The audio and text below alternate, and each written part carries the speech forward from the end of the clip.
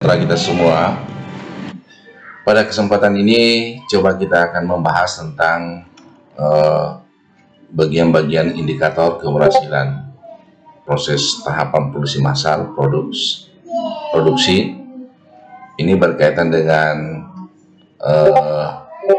bagaimana kita berhasil dalam mengelola suatu usaha, ya. Tentu dalam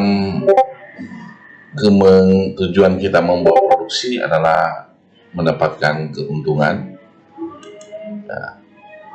Sebab tujuan utama dalam memanfaatkan faktor-faktor produksi yang penting sekali adalah bagaimana mendapatkan pendapatan atau laba atau keuntungan.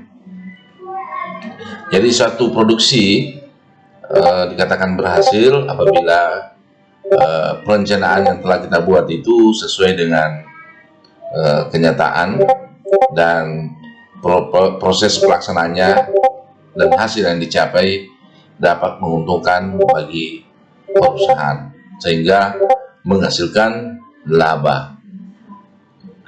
Kriteria penting dalam keberhasilan usaha yaitu proses adaptasi, kemampuan menyesuaikan diri. Karena perkembangan yang semakin cepat, tentu produk-produk Anda yang kita buat penting sekali kita menyesuaikan terhadap kebutuhan konsumen kita.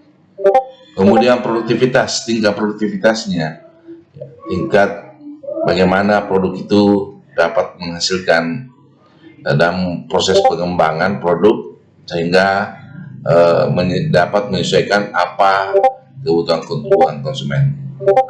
Yang berikutnya adalah kepuasan kerja. Ini yang penting sekali, menyangkut tentang kalau mau berhasil usaha, kita hanya harus selalu tidak puas atas pekerjaan kita, selalu membuat inovasi-inovasi baru, sehingga produk itu dapat laku di pasaran. Dan poin keempat, kemampuan mendapatkan laba dan pencarian sumber daya. Ini tujuan akhir dari suatu usaha, yaitu mendapatkan laba dan selalu memperhatikan pengembangan, terutama pencarian sumber daya terbaru untuk meningkatkan produk yang kita hasilkan. Bagaimana kriterianya? Ya, kalau Anda mau berhasil, ya ada kriteria. Yang pertama yang harus sukses, kita harus lihat bahwa suksesnya suatu produk itu ditentukan oleh peluang pasar. Jadi kita harus berbicara dalam membuat perencanaan. Yang pertama kita buat adalah mendata tentang peluang pasar. Kemudian kita harus memperhatikan keunggulan persaingan yang kita miliki berkaitan dengan juga produk yang sama yang kita hasilkan. Tentu keunggulan ini dapat diraih apabila kita memiliki kualitas barang atau jasa yang kita kerjakan untuk bisa bersaing dengan pesaing. Kemudian terus melakukan inovasi yang berproses, melakukan hal-hal yang baru, dikembangkan. Kemudian membangun dasar budaya perusahaan. Ini yang utama sekali supaya perusahaan bisa berjalan, terutama itu budaya yang harus dikembangkan adalah budaya mencintai pekerjaan, ya. Kemudian membangun harmonisasi antar karyawan.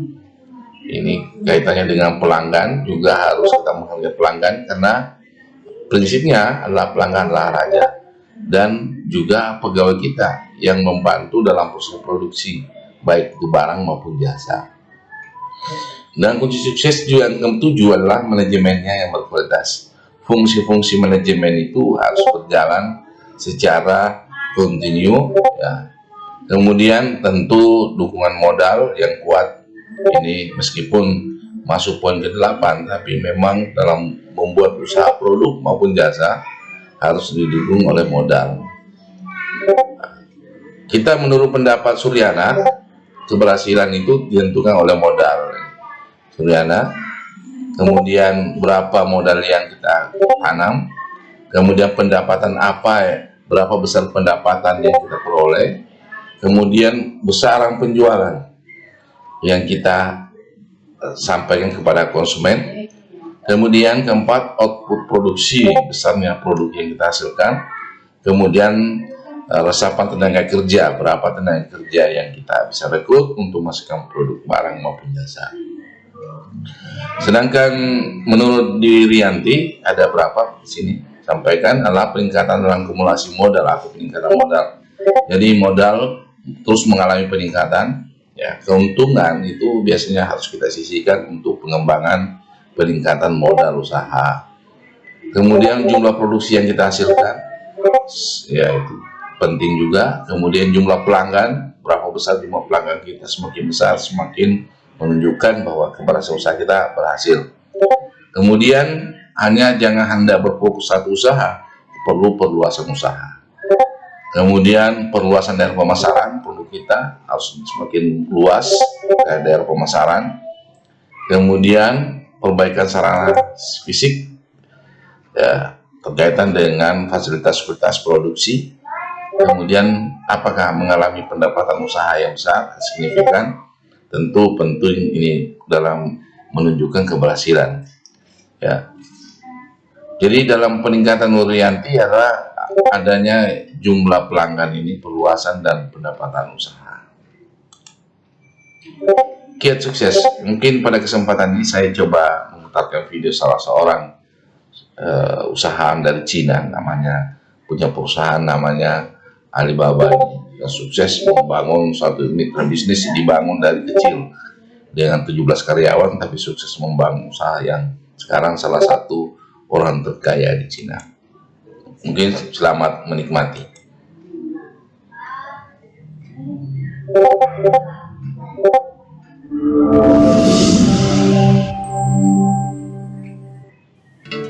Tahu nggak sahabat finansialku?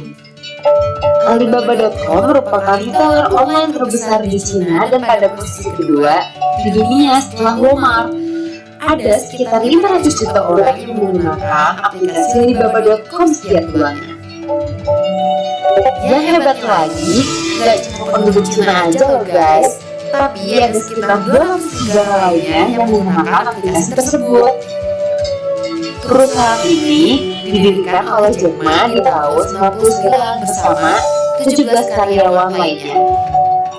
Sejak tahun 2014 yang lalu, Jack Ma telah dinobatkan menjadi orang terkaya di Cina. Bahkan sahamnya dari Alibaba.com ini diprediksi akan terus meroket. Dan di tahun 2017 ini dinobatkan menjadi satu-satunya negara Asia yang mampu menghasilkan 400 miliar dolar US.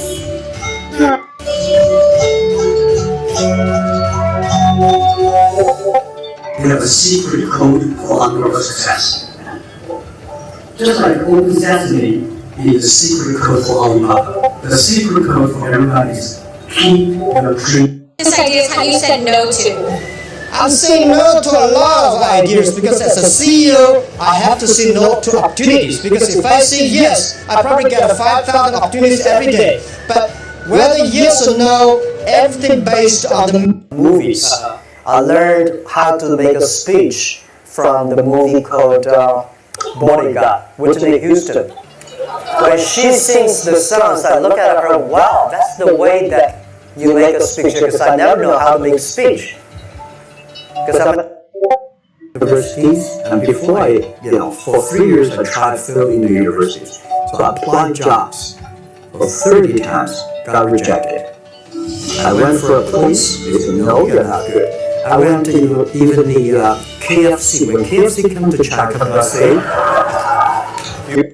and then I told myself someday I should go teach there. when I talk to young people, most people complain where the opportunity is. People start complaining, some people complain, some people start changing themselves, changing others. Where the opportunity is where the complaints are. Where the trouble, where the opportunity. And I was doing that. Wah, ternyata Jack Ma sangat menginspirasi sekali ya guys. Menurut kamu, poin pelajaran mana yang paling menginspirasi? Bisa tuh di komen di bawah ini. Nah, satu